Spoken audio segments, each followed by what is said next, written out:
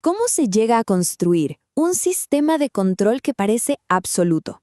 O sea, ¿cómo se logra que miles de personas les cedan su voluntad a una sola? Bueno, hoy vamos a desglosar un texto que analiza justamente esto dentro de la organización La Luz del Mundo, y que sugiere que la respuesta, la clave de todo, está en el control del conocimiento. Ojo con esta frase, porque es la idea central de todo el análisis. El conocimiento no es una herramienta de liberación, sino un privilegio bajo llave. Es decir, la información no se ve como un derecho para todos, sino como algo restringido, algo que tiene un dueño, y ese dueño es quien tiene la llave.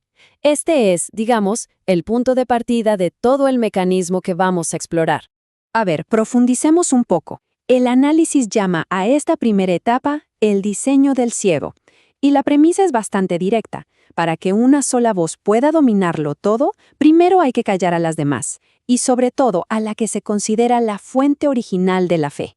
Y aquí está el núcleo de la cuestión. La falta de conocimiento bíblico no es vista como un descuido o un accidente, no, para nada. Se plantea como una condición necesaria, como un requisito.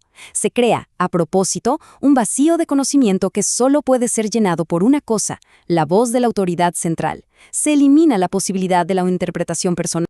Y uno se pregunta, ¿cómo se logra esto? Pues a través de una técnica que el autor llama interpretación selectiva. Con esto, el texto sagrado deja de ser una guía espiritual para el individuo y se convierte más bien en una herramienta de validación para el líder. Cada pasaje, cada versículo, se filtra con un solo objetivo: confirmar el poder y la autoridad de una persona. Y claro, esto nos lleva directo a la segunda fase. Una vez que se ha creado ese vacío, el siguiente paso es, pues, llenarlo. La fuente original de verdad es reemplazada por una nueva, que es la voz supuestamente infalible del líder. Esta idea es importantísima para que el sistema funcione. Se enseña que la Biblia, por sí sola, es un libro muerto. ¿Qué significa eso? Que se anula por completo la capacidad de una persona para conectar directamente con lo divino.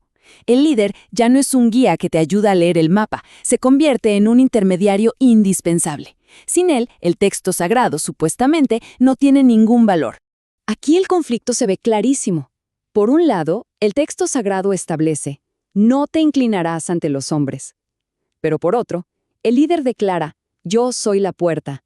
Ahora, si uno no conoce bien el primer mandato, el segundo no suena a una contradicción, ¿verdad? Suena a una revelación. Y es ahí donde la obediencia se puede volver ciega. Ok, el sistema ya está montado, pero ¿qué lo mantiene en pie? ¿Cuál es el pegamento que lo sostiene? Bueno, según el análisis, el mecanismo de aplicación es el miedo. Y no cualquier miedo, sino uno que nace directamente de esta ignorancia que ha sido construida. El punto de quiebre es este.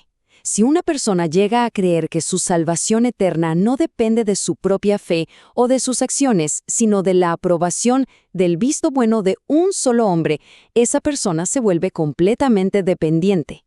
El líder se convierte, de la noche a la mañana, en el árbitro del destino espiritual de miles.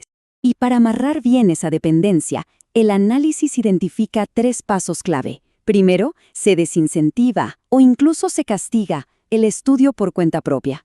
Segundo, se niega la posibilidad de una relación directa con lo divino. Siempre tiene que haber un intermediario. Y tercero, se premia más la repetición de frases hechas que la comprensión real. Estas 3 tácticas, juntas, aíslan al individuo y refuerzan el control. Entonces, ¿cuál es el resultado final de todo este proceso? El texto lo describe con una metáfora que es muy potente: la sombra del líder. Este gráfico, la verdad, lo resume todo. Aquí vemos la tesis central del análisis. Es una relación inversa. ¿Se fijan? A menor conocimiento bíblico entre la gente, mayor es el poder y la influencia que proyecta el líder. Es como si su sombra se hiciera más y más grande a medida que la luz del conocimiento personal se va apagando. Y la conclusión a la que llega la fuente es, sin rodeos, contundente.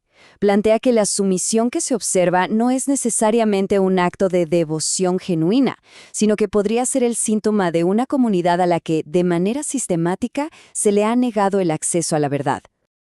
Pero el análisis no se queda solo en el diagnóstico del problema. También llega a plantear una posible salida, un camino que, según el texto, podría llevar a la liberación.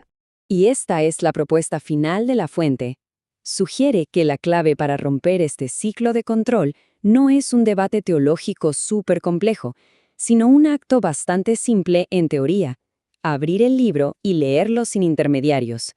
Se trata básicamente de eliminar ese filtro humano que se interpone entre la persona y el texto.